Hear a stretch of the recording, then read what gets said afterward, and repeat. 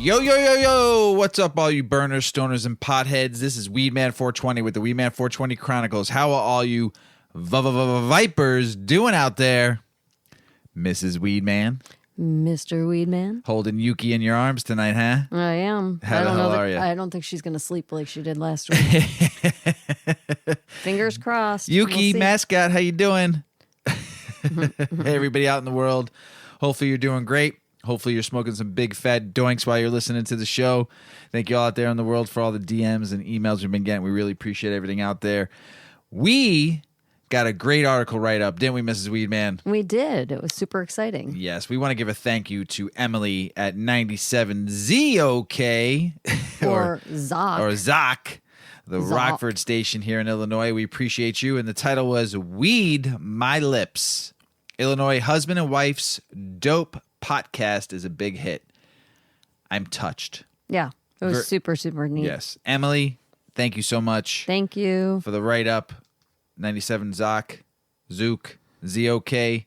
We appreciate you very much for letting Emily write this about us, and we love it. It touched my heart.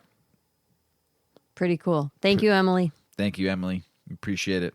Mrs. Weedman. Mr. Weedman. Man, things have been going good, huh? Yeah. We got some great stuff going on, don't we? We do. All right. So I'm going to announce it in the beginning. You are? Here's what I'm going to announce. Mrs. Whoa. Weedman and I are throwing a party April 24th.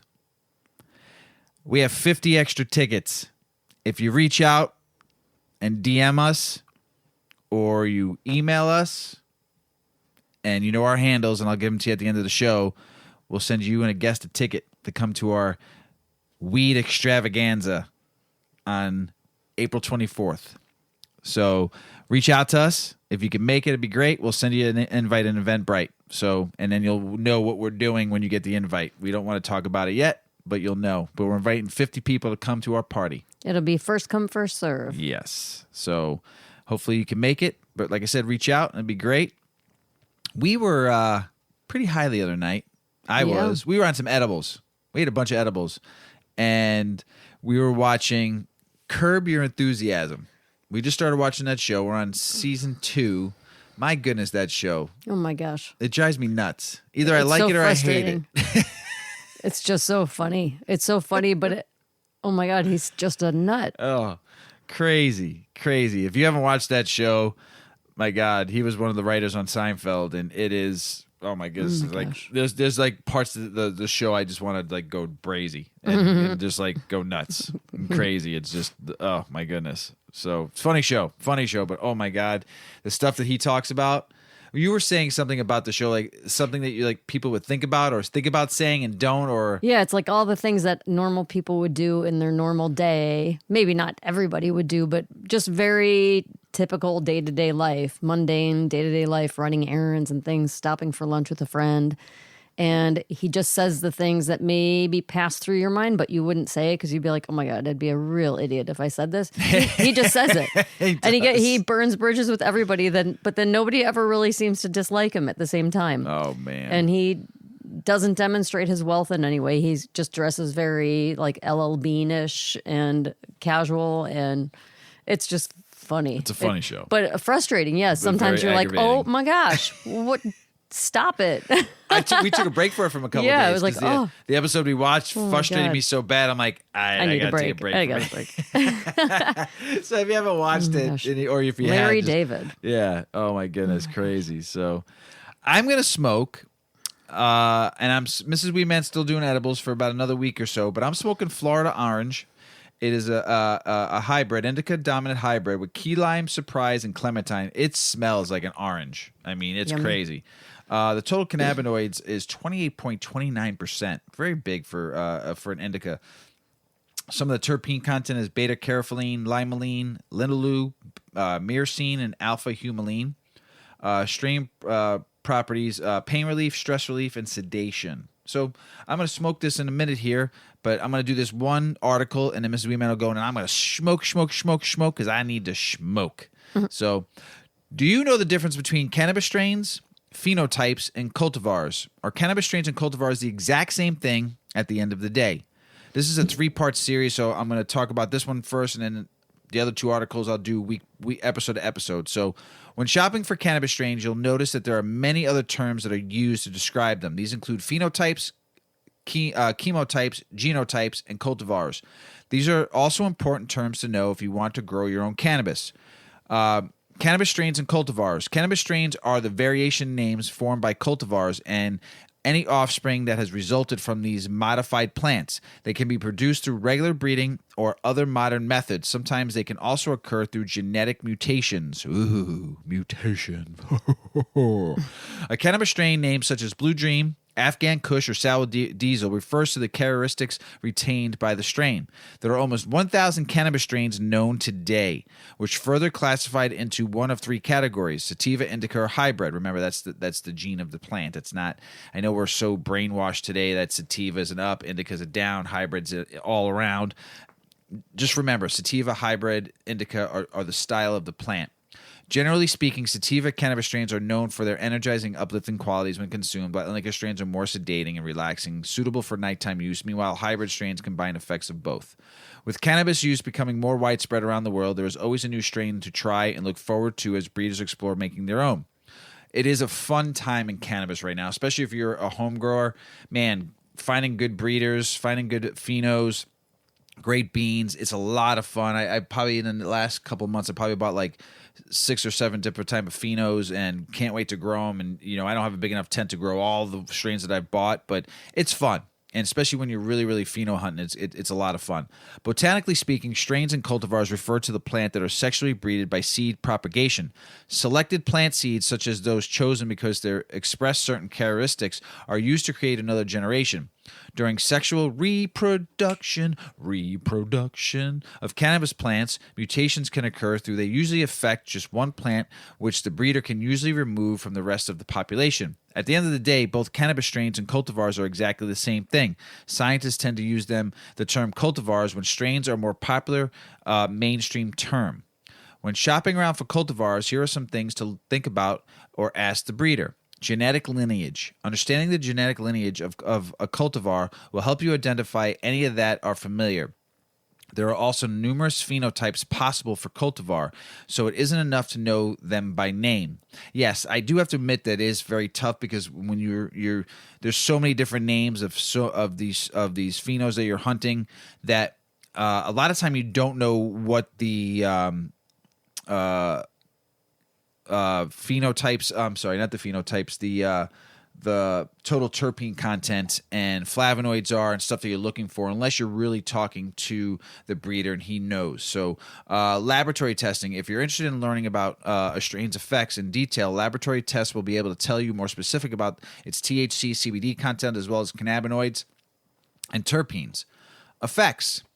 The way to know the effect of a cultivar is to research what consumers say. This will help you understand if you have specific needs that the strain can or can't meet, and if other consumers are able to satisfy their needs with that strain. In a good place to start, though, people will all have varying effects because there are other factors that impact how we feel when they consume a strain, such as our own endocannabinoid system, which is different from the other people's endocannabinoid system. Leaf variety. In some cases, you can easily tell the leaf variety by looking at the plant. Other times, it won't be as obvious, so you would have to ask. It has big fat buds. They are likely to possess the same genotypes and phenotypes as broadleaf cultivars, BLV, with those with long, thin buds and leaves will have characteristics of a narrow-leaf cultivar, NLV. Cultivar shapes and sizes. Aside from the psychoactive characteristics, cultivars and strains are also identified by the physical characteristics. As mentioned, there are broadleaf BLV cultivars, which are fat and bushy plants with wide leaves, with the narrow leaf NLV are skinny and lanky plants with thin leaves. Broadleaf plants are known to have sedating and calming effects, while narrow leaves are uplifting and energizing. Keep in mind that these are common effects that are associated with said cultivars. It's not limited to these. They do guide the phenotypes and varietals that breeders want to grow, though. For these reasons, breeders now can create strains or cultivars that are uplifting and energizing while being mildly sedating. This has led to a growth of hybrid cultivar market where you can now buy many back crosses and mixes for uniquely enjoyable experiences. Phenotypes, genotypes, and chemotypes. Earlier, we mentioned that cultivars or strains are classified based on their observable effects, uplifting, sedating, etc. These phenotypes are essentially the obvious traits of a plant, which are associated with the effects they have on the consumer. On the other hand, a genotype is the genetic makeup of the plant and its internal blueprint, which was passed down from the ancestors. A genotype indicates the list of possible characteristics that a plant may have and pass on to its offspring through a cannabis genotype will be influenced by the environment in which it's grown. The overall smell, shape, and color of the plant will all be impacted by the environment in which cannabis has been grown. A chemotype refers to the chemical makeup of the plant or what chemical components and cannabinoids are found as well as its quantity. Specifically, this would tell you how much CBD or THC a plant has, as well as its cannabinoids and terpenes. There are around 85 known cannabinoids, all of which have various health benefits and effects which terpenes contribute to the unique smell of the strain as well as the influence in the therapeutic and psychoactive effects. Differences in the same cannabis strain.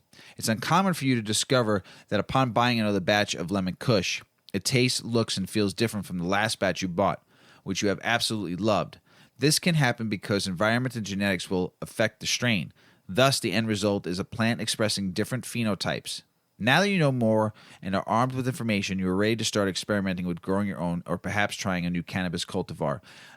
I've read about these in the past. This is just another article I read. I thought it was really interesting, and I was actually talking to West about some strains because I was looking for some nighttime sleep stuff to grow. I was asking him his opinion on some things and asking him if he could find me some stuff, and he was asking me what kind of terpenes I was looking for, what kind of taste and flavor profile I was looking for. So I found this article too, and I thought it would help me even more learn about growing, and hopefully it helps you. So I really enjoyed it, and I cannot wait to smoke because Mrs. Weedman is going to talk to you about some of the most important people in the cannabis industry. The budtenders. Anyway, I've talked about budtenders before, but this is about how to become one. And to me, the budtenders are the most important people in a dispensary. Right, Mrs. Weedman? Yes. Did that live resin edible kick in? Oh, boy. Can you see it in my face? Oh, as soon as you looked up at me. I don't even know where I'm at. You've been sitting there patting Yuki for like the last 5 minutes, like I've just got really rubbing her down. This dog on my lap, and she is so freaking cute. Oh my God. And she's passed out cold, like floppy as a noodle. She's letting me like rub her paws. She's just mush. Oh, she's a dream. We've been putting lots of pictures of Yuki on, she's a little on dream. Instagram, so okay, she's a cutie. Back to the story. Sorry. What is a budtender, you might be asking? And if you may know what a budtender is, maybe you're asking, how could I become one? For many people, simply, ooh, Yuki got startled. Simply being surrounded by weed all day is a dream come true. But what if you could get paid for it? If you can't get enough of learning about different types of strains, CBD and THC ratios, terpenes, and grow facilities, you might be a perfect candidate to be a budtender. Budtenders, in essence, are people who work at dispensaries and speak with customers about different strains and accessories. They are experts in their field, are usually certified, and represent the brand of their companies. But the term budtender is relatively new, so there's still a lot of confusion about what it means. So what is a budtender? We all know what a bartender is, but most importantly, people aren't familiar with budtenders. It's a new kind of role that emerged as a result of cannabis legalization efforts in many states. Because some states still outlaw the use of recreational cannabis, people sometimes aren't totally familiar with what a budtender does. Budtenders, like bartenders, are the people who work in the cannabis stores or the dispensaries. They stand behind the counter and greet people as they enter, and as people look over the dispensary's menu, they give explanations of different products and guide customers' purchasing decisions based on their needs. Budtenders aren't cashiers. They are the experts who are more knowledgeable than an average retail store worker. Similar to how bartenders need to go through training for the role, budtenders have to have specialized knowledge to work in a cannabis store. They need to know about cannabis and have the social expertise to identify what customers want from a product. Sometimes people know exactly what they want from cannabis, such as relief from pain. But people who are new to cannabis and are not using it for a specific medical condition may not know exactly what they want from the product. In these cases, it becomes the budtender's job to ask the right questions to reveal the optimum product for that person. Budtenders also need to figure out how much customers know about cannabis. They should be able to comfortably chat about different pipes and accessories, making sure customers understand how to properly enjoy weed. A good budtender, for instance, will make sure new customers purchase grinders if they purchase flower, as many people may not know the steps they need to take before smoking. How much do budtenders get paid? In 2019, the average U.S. budtender salary was deemed $14.90 per hour. Not enough. No, plus tips. But since the laws on cannabis vary state by state, there's no one budtender salary across the U.S.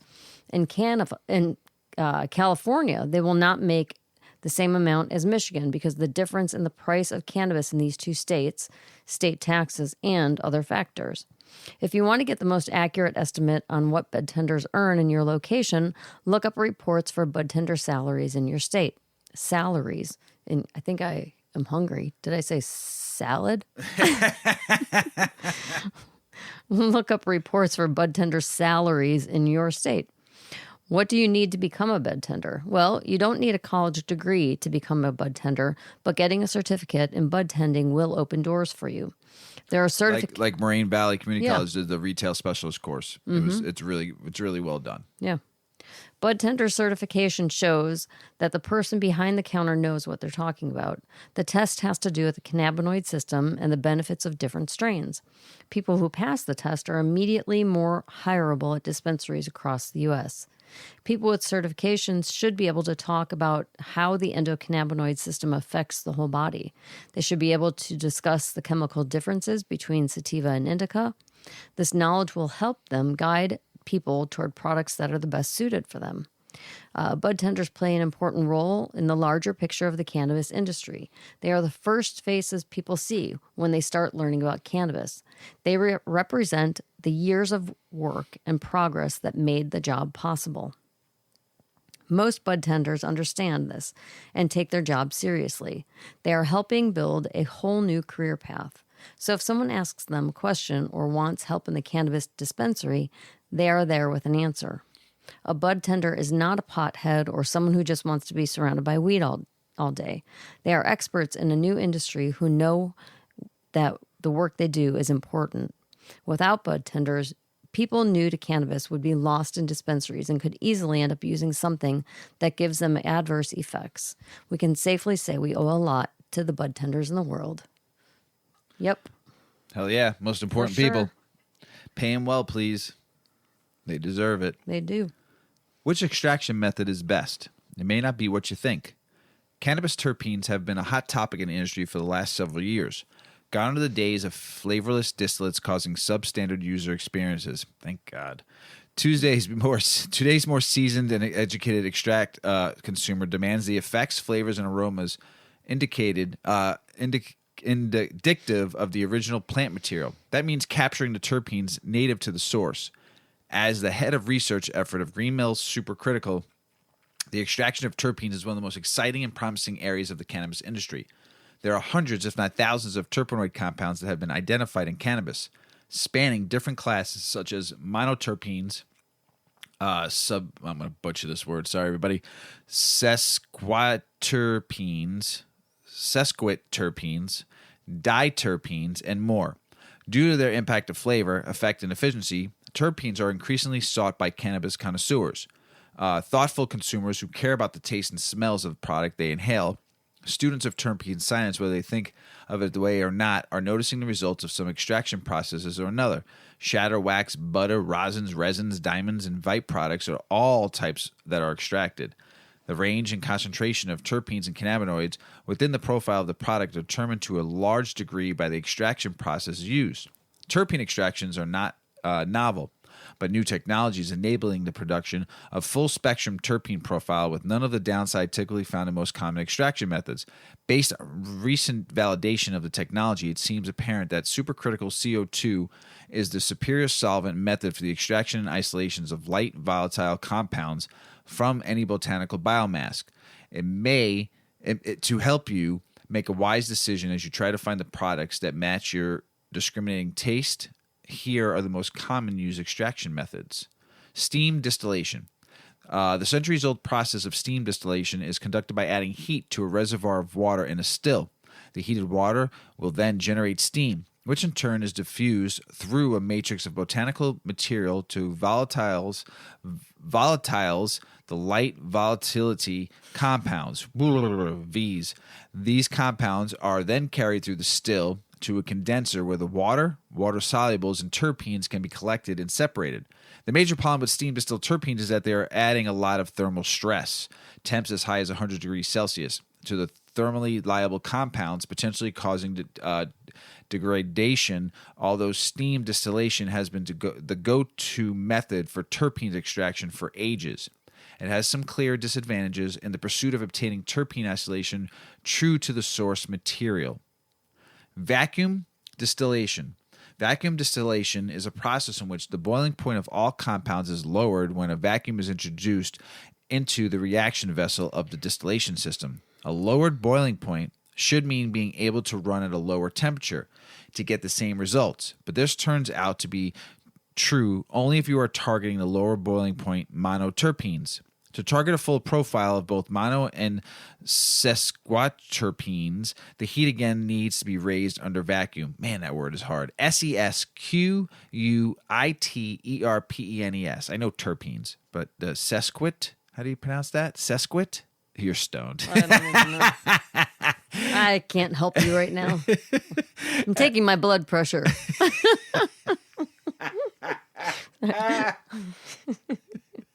I'll explain later. You should take Yuki's blood pressure too. As a marketer, let us consider the humulene C15 atomic weight terpene found in both hops and cannabis. The compound boiling point under normal atmospheric conditions is around 260 degrees Celsius. Under vacuum conditions as low as 5 mmHg, the compound still requires a temperature of around 105 degrees Celsius to reach the boiling point. Concerns over the thermal degradation of lower molecule weight, thermally liable monoterpenes still apply here. Organic solvents, ethanol, propane, and butane. Ethyl alcohol is a poor solvent for terpene extraction because you cannot selectively extract and isolate the terpene compounds.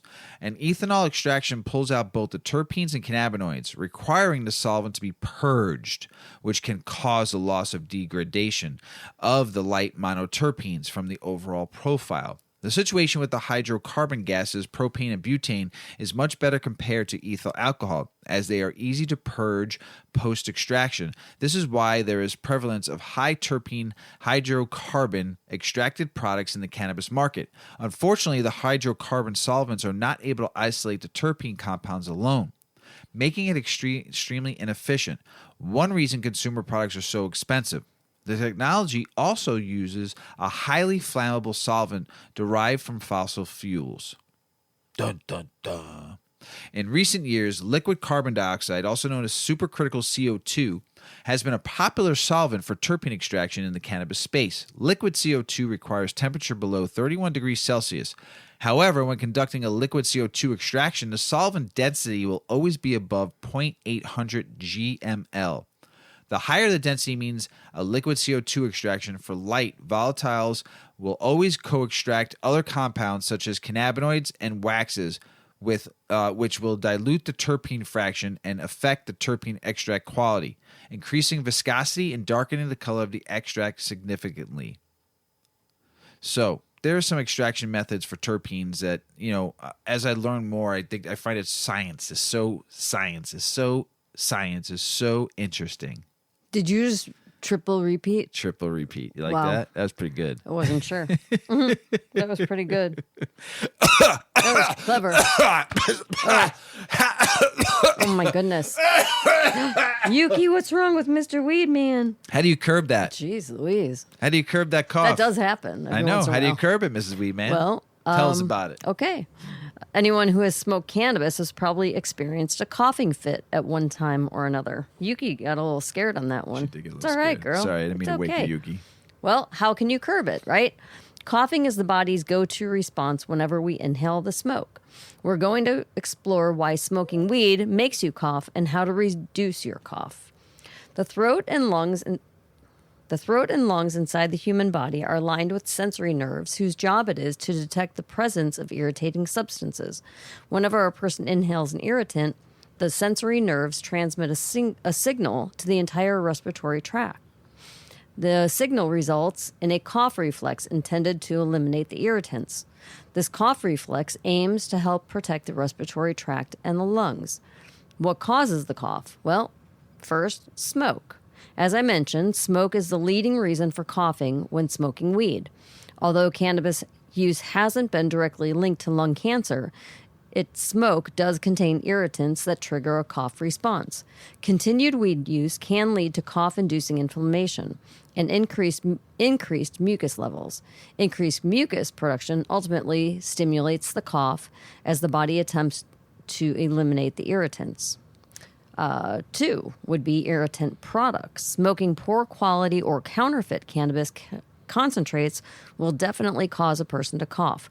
Soil particles, residual pesticides, mildew, and all other random particles that may have hitched a ride on your flower will make the smoking experience downright awful.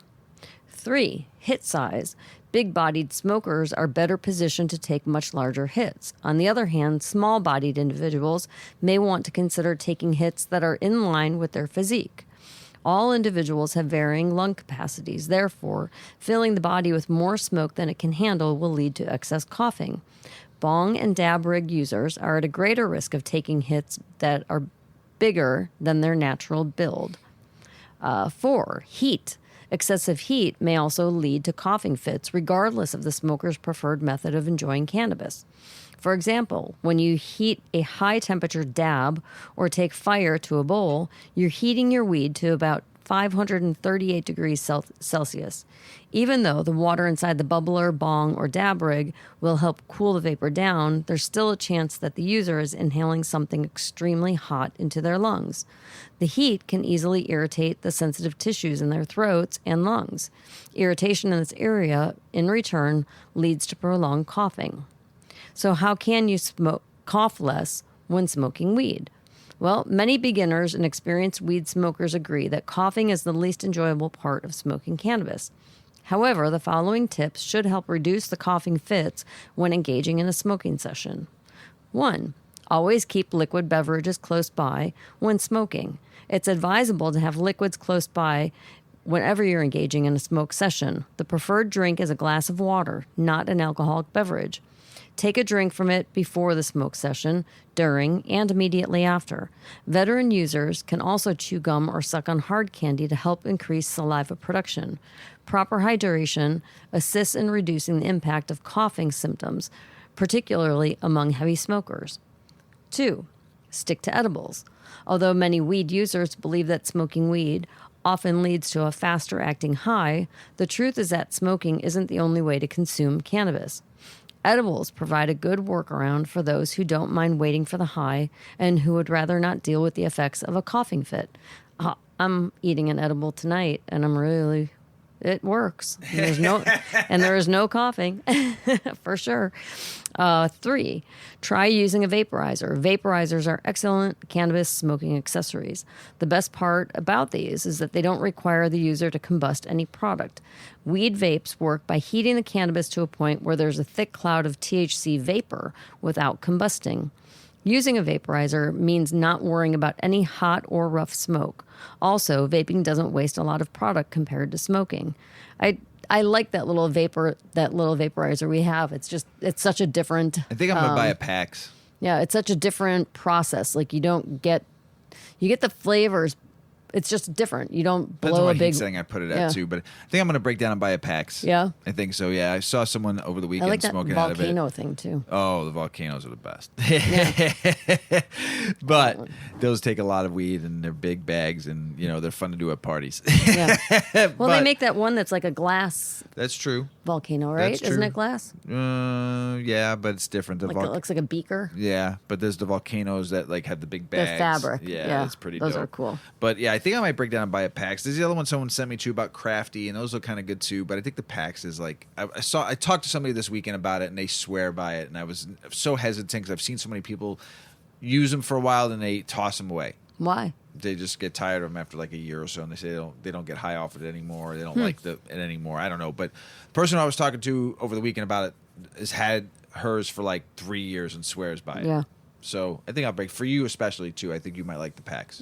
So go ahead, finish up. Sorry. Oh yeah, I'm reading, aren't I? Okay, gotta get my glasses back on. All right, number 4, stop holding it. Some smokers believe that holding in the weed after inhalation helps give it extra time to work. This is a common misconception, though. The body begins absorbing the cannabinoids as soon as smoke is inhaled. As such, holding in smoke doesn't produce an extra high, but it can lead to lightheadedness and dizziness. So that can help you. Yeah, breathe it in, like Mr. Miyagi said, in and out, in and out. Thanks, Mr. Miyagi. Things to know. The House of Representatives voted to federally legalize cannabis. The bill now leads to the Senate, where Majority Chuck Schumer will soon file his own cannabis bill. All right, the MORE Act got passed again. Now go to the Senate when they have their own agenda to pass their own bill. So it's dead in the House. So everyone's all excited that the House did it again. I'm not excited about it because I knew it was a bunch of fucking horseshit the moment they passed it, because I knew once it got to the Senate, and you don't even know what Biden is going to do either. So neither parties or the Senate or the House are coming together to write a bill together in an extraordinary history to get it off, to deschedule it, to stop this war on drugs, to help the 40,000 nonviolent cannabis crime victims in prison. I just get so tired every time I read it. So White House Press Secretary Jen Psaki said President Joe Biden agrees with most Democratic lawmakers that our current cannabis laws are not working. Then why don't you fucking fix it? But declined to specify if he supports the legalization bill the House passed hours earlier. Of course. So fix it. Fix it. White House, days after approving legalization, the House of Representatives set to vote today, actually, on a bill to remove barriers to conducting cannabis research, including by allowing access to dispensary products. The Senate passed separate cannabis science legislation last month. The Maryland House of Delegates and Senate officially voted to put cannabis legalization referendum on November ballot and send Governor Larry Hogan a separate bill to begin implementation of voters-approved to reform.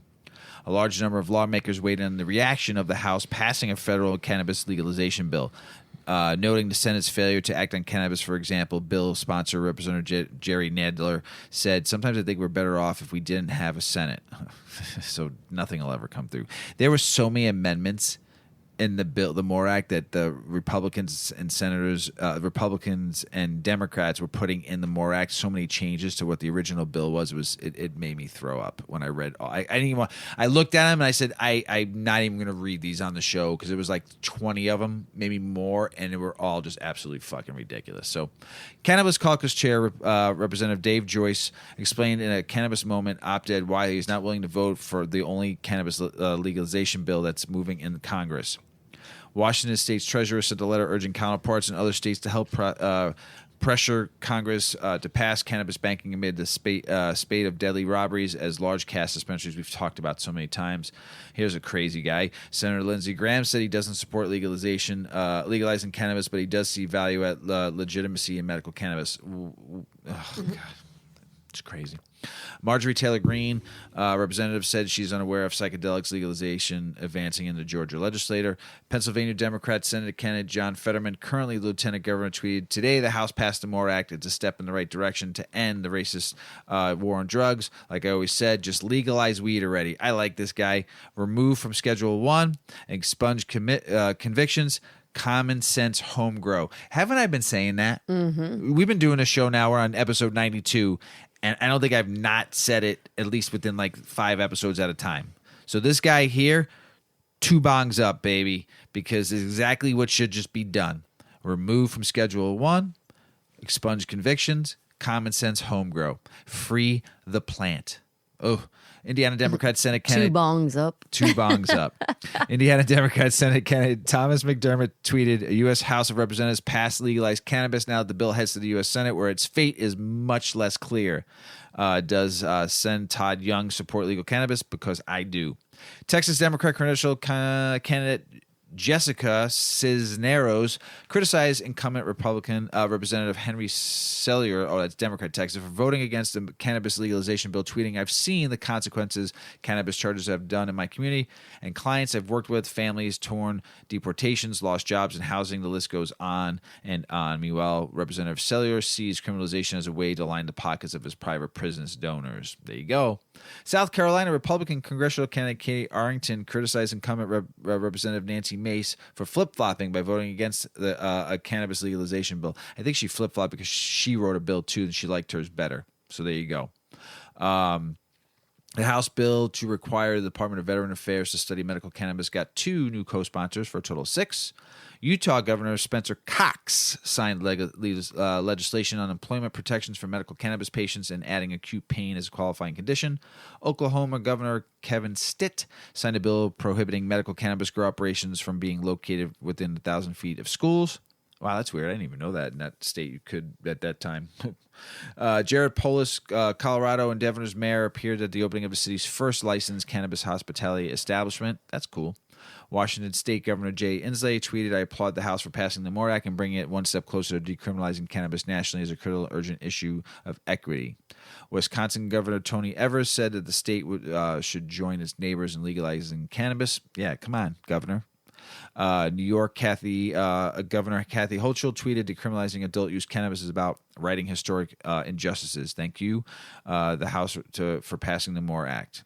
Pennsylvania Governor Tom Wolf tweeted today, "In New Mexico, the sale of legalized cannabis began." I have an article about that, man. They killed it their first weekend.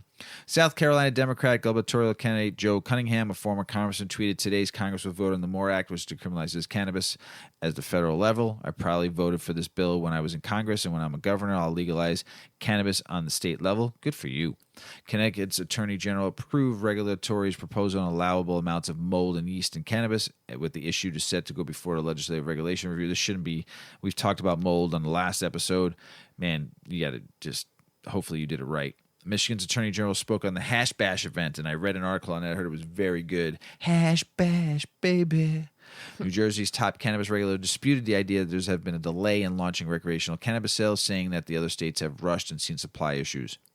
An Arizona Court of Appeals reversed the decision to put medical cannabis patients on a list of child neglectors and abusers because she used cannabis during pregnancy.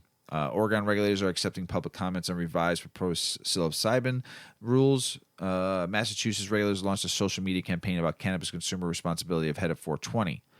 Good stuff. Opinion. Cannabis momentum in 2022. They're looking to the Midwest as the momentum is growing in the Midwest big time, and you're going to see a big movement on the East Coast too. So New York recreational cannabis market will generate more than $2 billion in sales a year by its 4th year, for example. But cannabis multi-state operators should think about setting their sights a bit further west, states like Michigan, Missouri, Nebraska, and Ohio. Midwest remains America's cannabis capital. With all the coastal buzz, it's easy to forget the established Midwest markets such as Illinois and Michigan are consistently among the top of cannabis revenue. Yes, they are. Much of the revenue is generated by the MSOs and have helped establish clear business guidelines across the state. More independents need to be in Illinois. Northeast moment is coming, just not this year. Some of the states haven't opened yet for recreational, but New York's going to be huge. Good lordy. Ugh, it's going to be so much weed being smoked there and so much weed being bought there. Future, watch the Mid-Atlantic. Executives would be wise to pay attention to the Mid-Atlantic region, particularly Maryland and Pennsylvania, where support for legalization reform is high. Long-term, Florida. Yeah, man, that's going to be the state above all. When that state goes rec fully, it's going to be gang. You're talking about, there's like 20 million people down there now, or 18 million people down there, and then with tourism, you got another like 20, 30 a year that go down there. How much money is that state going to bring in? It's going to be friggin' ridiculous. They just need to pass it though. Just get recreational. So it's all going to be about legalization and stuff like that, and legislation is key to all these states and all the East Coast, West Coast, Mid-Atlantic, South, the Midwest. It's just going to be good stuff. Here's something cool. If Michigan deschedules cannabis, will other states follow? I would hope so. As prohibition persists at the federal level, a new bill floated by the Michigan legislature asked a bold question: can individual states deschedule cannabis at the state level? And if they do, what exactly will they accomplish? So many gray areas are still left unresolved in this bill that they're talking about, but national legalization experts are similarly aware of the remnants of the drug and war laws left struggling but alive in wake of standardized legalization. When you draft a ballot initiative, you're often constrained by the policies you can change. Deputy Director of Cannabis Policy Project, the MPP, told Leafly, Savage served as a director of Michigan's Proposition 1 campaign in 2018. It often is the case that ballot initiative doesn't fix every problem. They need a legislator to take action afterwards and essentially ensure that the other laws in the state align with the policy-approved voters. A veteran activist pushes for change. Representative Rabbi is no stranger to drug reform advocacy in Michigan. For years, he championed legalization in the state with emphasis on both racial justice and economic pragmatism. The war on drugs is a war against people of color, he told the crowd in Ann Arbor's Hash Bash in 2017. The reality is, whether you like it or not, people are using cannabis. Prohibition doesn't work. I like him. What would descheduling accomplish at the state level? Rabbi argues that HB 5877 could have a larger impact on residents to day-to-day lives than federal descheduling. A lot of people don't realize that federally descheduling, there's also a state schedule, he explained. There are a dozen laws connected to the state schedule. Even if there was successful effort in Washington to deschedule cannabis, it still would not necessarily change the state law books. Whoa, did not realize that. Federal scheduling limits the scope of statewide descheduling. While HB 5877 can make a huge impact on Michiganders' lives, it remains an imperfect solution. For instance, if the Michigan legislature passes the bill, federal law would continue to prohibit gun owners from legally possessing cannabis. He also acknowledged the bill does not prohibit an employer from drug testing their employees, although descheduling would come into play if an employer required testing for state-scheduled substances specifically. Interesting stuff there, Michigan. Hopefully you do it. Illinois Senate committee abruptly halts debate on bill to protect workers who test positive for cannabis. So it passed the House in Illinois, and then it got to the Senate, and they stalled it, and he goes, we'll talk about this at another time. So that's fucked up, man. They could have done something great here in Illinois. I was just reading about that not too long ago. You could have done something really brilliant, Illinois, with that. Not letting people get fired for using cannabis off hours. Terrible. Illinois March sales. Items sold 3 million. It was actually March. This was the biggest month since the second or third biggest month in cannabis sales in Illinois since we went recreational. Crazy. $130 million, $960,000, $120 and 66 cents. $40 million of it coming out from out of state. $90 million in state. That's big. $130 million in March, because the first 2 months sucked. Sales were fucking garbage. So that's pretty big, Illinois. Lots of tax revenue. $40 million from out of state. How you feeling now, Wisconsin? How you feeling, Indiana? How you feeling, Kentucky? How you feeling, Iowa? You should all suck it, because we're getting all your money. Open up your states, baby. Here's something big. New Mexico went recreational over the weekend. Sales started over the weekend. Their first weekend, they surpassed 3.5 million in the first 3 days of sales. Way to go, New Mexico. And all you Texans going over to New Mexico and buying weed and bringing it back to your state, Texas, you fucked up. Could be keeping all that money, and you ain't doing it. Good job, New Mexico. Proud of you. Something crazy, because we talked about Alabama a couple of shows ago about saying that you have to show that you're not pregnant to get weed, right? Right. In Arizona, medical cannabis use okay during pregnancy if mom is under doctor's care. Court rules. Huh. Crazy. Nuts. Crazy. The laws are just, not very uniform. No. Medical cannabis bill in Tennessee falters. Oh, Tennessee. What's wrong with you? The legislation to legalize medical cannabis, HB 1968, was pulled by its sponsor because of lack of support. Man, don't pull it. Throw it on the table. Like you're throwing your balls out on the table. Do something about it. See if it sticks. The bill sponsors Democratic State Representative Bob Freeman. I guess he ain't that free. Lamented that Tennessee is lagging behind other states in the region in legalizing medical cannabis. States to the south of Tennessee, Alabama, and Mississippi legalized in the past year. And I wouldn't say Alabama really truly legalized it, except for fucking butt plugs. Or suppositories. To the east of Tennessee, North Carolina, lawmakers have been considering it, and to the west, Arkansas and Missouri have growing MMJ programs. So Tennessee, your man, has reportedly previously efforts to legalize medical cannabis in Kentucky, north of Tennessee, also have gone nowhere. Both chambers of Tennessee legislature dominated by Republicans, and measure was non-starter. Freeman said, despite the revenue medical cannabis could generate, Tennessee was projected to bring in $130 million a year in tax revenue from the medical cannabis program once it reached maturity, according to fiscal review of the bill. You know, the Democratic senator that took the bill away. You got to go across the table and talk to some people, man. There's people in that probably want cannabis. You got to go make friends. Something, you know. Something I just read today. South Carolina lawmakers here, Senate passed medical cannabis legalization bill in a committee.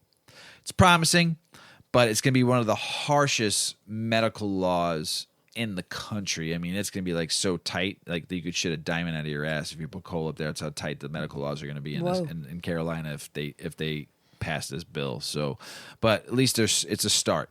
I'm not going to beat it up, but it basically just like it's there in a committee. Who knows? So it's got to get to a committee, then maybe another committee before it even hits the floor. So it's just, who knows? Baby boomers. Largest generation ever. Yeah, there's a lot of them. The people from World War II, when they all came home, had lots of babies. Well, boomers are rediscovering weed, it seems. The flower children of the past now use flower for different reasons. Seniors are turning to medical cannabis more than ever to treat chronic pain, and for good reason. A new study has concluded that not only does cannabis reduce pain levels, it also has the overall effect of improving seniors' quality of life. The Israeli study, published in the medical journal Frontiers in Medicine, found that seniors who use cannabis report a higher quality of life.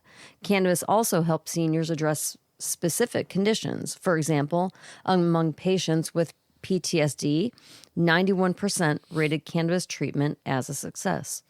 Also, 84% of the patients with inflammatory bowel disease reported cannabis treatments as successful, as did 78% of patients with chronic pain. Overall, almost 71% of the seniors reported treatment success. There's less stigma around the plant. Stigmatizing something has a powerful effect. People over the age of 65 have spent most of their lives inundated with negative messaging about the use of cannabis, but that has changed radically in the past decade. With legalization sweeping large sections of the country, seniors now feel more emboldened to speak with physicians about the potential use of cannabis to address their health issues. A 2020 study found use had almost doubled among seniors between 2015 and 2018. According to the Harvard Medical Journal, a confluence of factors seems to be responsible, including the decrease in stigma associated with cannabis use and the increased interest in the use of medical cannabis by older patients. Stigma is a complicated issue, but most would agree that the stigma associated with cannabis use is lessening, especially for the medical cannabis. The effectiveness of cannabis is also a factor. For years, seniors have said they can better manage pain with cannabis, and in many cases, people have stopped using opioids once they started using cannabis. The cohort in the study from Israel included about 10,000 patients with an average age of 55 who used federally mandated cannabis products over 6 months. The most frequent diagnosis for members of the cohort were cancer, pain, or PTSD. In addition to the improvements for those with cancer, inflammatory bowel, and chronic pain, seniors reported a better quality of life. When the study began, only 13% of the seniors said they had a good quality of life. And after 6 months, the study number rose to 70%. That's huge. That's big. Went from 13% to 70% after putting cannabis into their routine. Happiness, just being a better quality of life. Also, about 40%. That's what I want. I know, right? A better quality of life. Thanks, cannabis. Also, about 40% of those who used opioids stopped using them. Oh, Huge. Huge. And 25%, I mean, this is a big study, 10,000 people. And 25% of those who used antidepressants were able to stop using them. The researchers concluded supervised medical cannabis treatment is associated with high adherence, improvement in quality of life, and a decrease in pain level with a low incidence of serious adverse effects. Boom. I mean, what's there to think about anymore? That's more good news for seniors who want to try medical cannabis for their conditions. It's also good for the cannabis business, focusing on serving this growing cannabis buying demographic. Huge. Huge. Huge. International news. Africa's cannabis future. This article is pretty good. It's really long. I'm not going to read the whole thing. It's very promising. The South African president, Cyril Ramaphosa, flashed a wicked smile at his Cape Town audience, miming the actions of a smoker, imaginary joint raised to his lips. He humorously confided his latest plan to kickstart sluggish growth. I didn't realize this. The plan is going mainstream, and here's something really cool. By 2023, the value of Africa's legal cannabis market could be at least $7 billion across 9 key African countries if they legalize recreational medical use, according to the African Cannabis Report from the Industry Analysis Prohibition Partners. Worldwide, the COVID-19 lockdown period saw record-breaking sales of cannabis in multiple regions. That's huge. I mean, that's a lot of money, and if they put their countries together, they can really, really like take over the world right now. And if they all came together and held hands in kumbaya and helped each other out. For many African countries that possess an ideal climate for growing of the plant, these global trends represent a vibrant opportunity. Africa has been the leader in global production for several decades. It's got a huge comparative advantage. The plants can grow outdoors. They can grow multiple crops per year, says Chris Duval, professor of chair of geography and environmental studies at the Latin American and Iberian Institute of University of New Mexico and author of The African Roots of Cannabis. It says marijuana, though, so I don't want to beat up his title. Agricultural labor is inexpensive. Inputs are relatively inexpensive. Africa has a huge potential because their knowledge, their competitive advantage just in terms of ecology. Yet, despite Africa's apparent suitability for wide-scale cultivation, the United Nations estimates that over 38,000 tons of cannabis are produced illegally across Africa each year, and the plant's ingrained status in the culture of several African countries. It uses remains prescribed in it, but tiny handful of African nations. They're saying that this country in there, Lesotho, was one of the first African countries to grant licenses for the cultivation of cannabis for medical and scientific purposes, and now stands as a model of how Africa's cultivation ambitions can be realized, says Corbett. They also talk about in this article better regulations needed to finding a generous host country in which to cultivate is only part of the challenge of operating in a complex global cannabis supply chain defined by tangled regulation, exacting export standards and industrial scale competition in a developed world, particularly North America. Navigating the market requires persistence and expertise, says Mark Corbett. Also talking about unlocking the value. The instance of the strict product uniformity demanded by global regulators often work against smaller-scale African farmers who cultivate outdoors, where controlling temperatures, soil toxins, and other variables is much more challenging. And then they said freeing the domestic market, a way to increase opportunities that favored by cultivators, both large and small, will be up to free up African markets for domestic consumption. Several southern African countries permit medical use, but none have fully legalized recreational use, and the legal environment on the continent remains one of the most restrictive in the world. Really? It's crazy. Building the brand. Value addition can take many forms. Historical strains of cannabis grown on the continent such as Durban Poison and Malawi Gold first gained the following in the illegal market and now have acquired a valuable form of brand recognition. Durban Poison, man, that fucking strain kicks ass. So go Africa, man. Come together. Build that fucking cannabis industry that like you never have. Shining light on the Thailand cannabis community. This is something great. Because I talked about Thailand a couple articles ago, but there's some people now there that are building some really awesome brands, and one is called Chopaka. Kitty Chopaka, a cannabis advocate who tirelessly contributes to the legalization efforts in the Kingdom of Thailand, opened Chopaka, a terpene-infused gummy shop based in Bangkok, Thailand. She's one of the most acknowledgeable people regarding Thailand's legal cannabis status and works hard to educate those interested in learning the truth about the plant. Love it. Love it. Here's another one. OG Papers. As a cannabis consumer in Thailand, Kreet Cho saw that the rolling papers in the kingdom were commercialized. The products were only sold in supermarkets and large corporate stores. He decided he wanted to change that by starting OG Papers. Man, awesome. They're pretty cool looking papers, too, and the artwork on there is awesome. And they come in like Eco, Classic Slim, and Pre-Roll King Size. Let's see. Bloom. Bloom was conceived to solve one of the more significant issues in Thailand's cannabis community. A portal of cannabis quality legal cannabis products. The kingdom's first green rush began in 2021, but most of the products were low quality and gimmicky with poor branding. When we first started Bloom, it was even hard for us to find quality products to put on the website, said John Williams, one of Bloom's co-founders. Quality companies were also having difficulty reaching the right audience. The company created its own line of cannabis products and established a network of trusted vendors. It offers getaway for these qualified vendors while serving their community while their products, education on the website, and answering questions 3 or 4 events monthly. Good for you, Bloom. I'm going to butcher this. The Nud King Puck Festival. The word Nud Kin Puck is a southern Thai language pronounced Nud Kin Puck. Nud translates to skilled, kin means to eat, and puck means vegetable. Together, these 3 words could be put to use to describe a group of people who are experts at eating vegetables. It started with my friends and co-founder Beer explained Nutawat Sawat Nut, one of the Nut Products co-founders. We started by making a bond cleaning product called Blue Magic. We saw their separation in Thailand's cannabis industry and ongoing battle between high quality and compressed cannabis. The idea behind the event was to clear the stress and problems within the cannabis community, participating in the Green Party House in the Lat Far area. It grew into an event as friendships formed between the old and new generations. That's awesome. And it looks like a pretty cool event from what I'm seeing pictures of. So Thailand, keep on going, baby. Keep on being the leader. Keep on killing it. I want some Thai sticks, yo. Some Thai sticks.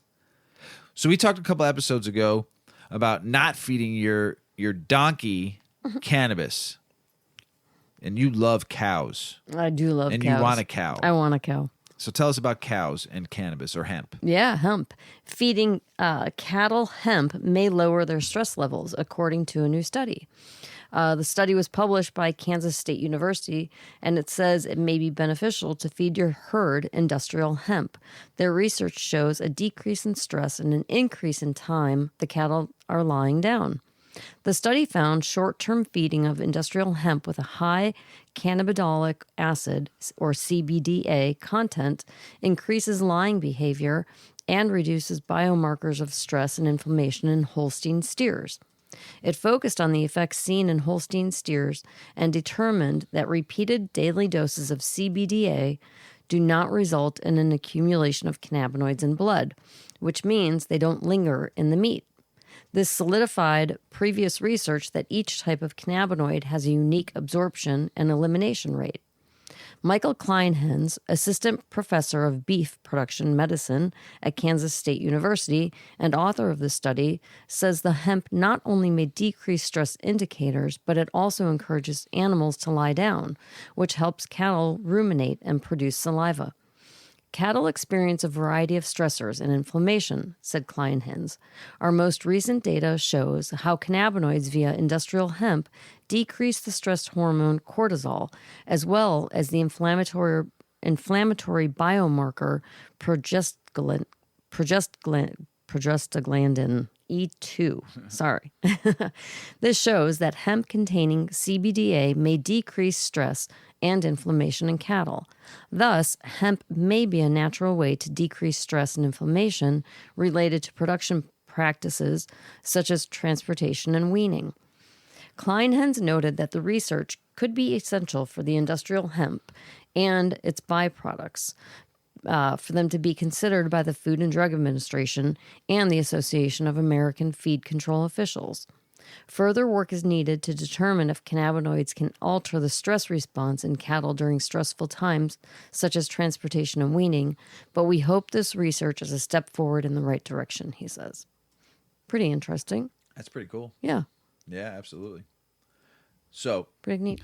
One of my favorite boxers of all time, Mike Tyson, and one of my favorite wrestlers of all time, and he is Ric Flair, the styling, profiling, limousine riding, jet flying, kiss stealing, wheeling and dealing son of a gun, is partnering with Mike Tyson, their Cannabis line.